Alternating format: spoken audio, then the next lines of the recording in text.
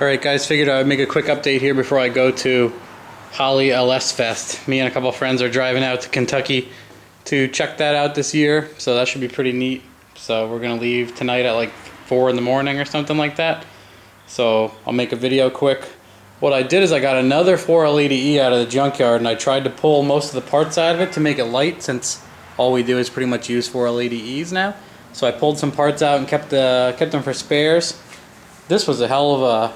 I can't believe how heavy this shit is. No wonder this stuff doesn't break. But that's like the first planetary gear set and the input shaft and pump, and that shit weighs a ton. And then this is the valve body, some clutch discs and accumulator spring and some other things I got out. And then I ran into trouble getting the fucking piston out and some other junk. So I just decided to cut my losses there and install it as is. Where I am with this thing is I made the turbo a little bit too close to the rad. My fan had trouble fitting, so we moved the turbo back. And I'm going to have to put the alternator over here, which I'm not really a fan of making like a manual bracket for that. So I may take the turbo out of where it is and put it over into the fender farther, so I can put the Corvette alternator bracket on here. I really like that. Then I can just use the tensioner and call it a day. I got the throttle body all done.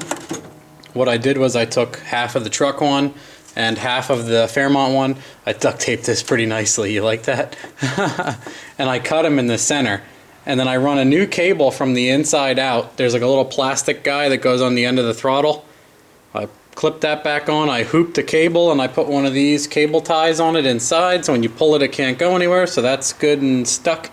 And then you take this factory T fitting here and you just pull it up to about there, and you bring them both together and you crimp it with a little bit of slack, and voila, you have an instant throttle cable. Other than that, I ran the wiring harness in the car. I cut a little bit of a hole there and ripped the PSI harness out through here, and the rest of it's in there on the floor.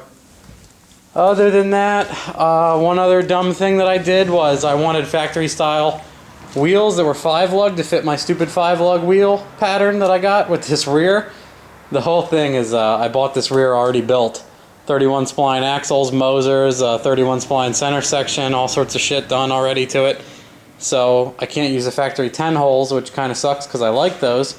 So I got these from the junkyard. I'm like, sweet, 5-lug Ford wheels. Apparently these are Thunderbird wheels, and I screwed myself on this because these are 4.25 spacing instead of 4.5. 5 by 4.25 is what these are, and then what mine is 5 times 4.5, 4.5. So that sucks. I can't really use those fucking wheels, so I'm gonna use these shits until I will probably end up getting 4-lug Mosers, swapping them out, putting the factory 10 holes on the back again, and then I'll sell these 5-lug axles. I already have people who are interested in them, so I figure why not? I'll do that. Then I can just have goddamn matching 10 holes. I have a problem where I really like these wheels on these cars, and I already have a set. So if someone will buy my 5-lug axles, I'll just ditch these fucking things.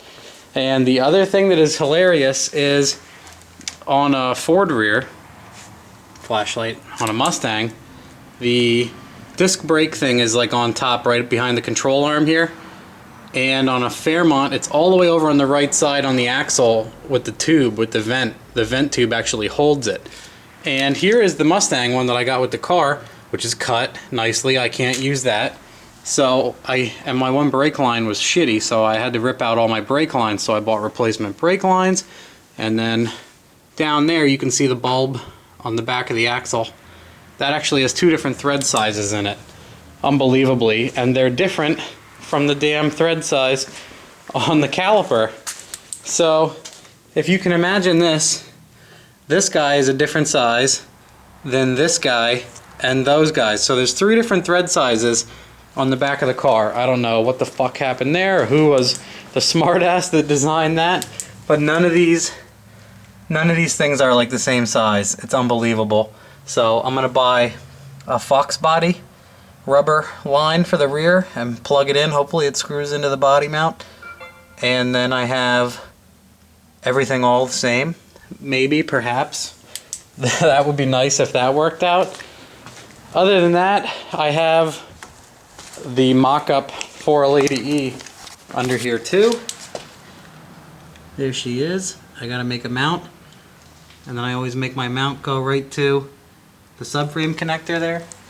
So that's my awesome clusterfuck of a story right now that I've been dealing with. And then once all that's done, I'll figure out if I want to move this turbo or not too. That's another thing. I did mount the intercooler. I made the lower tabs, no upper supports yet, just lower ones to hold it in place. But that's the whole story about that for now. Hope you enjoy.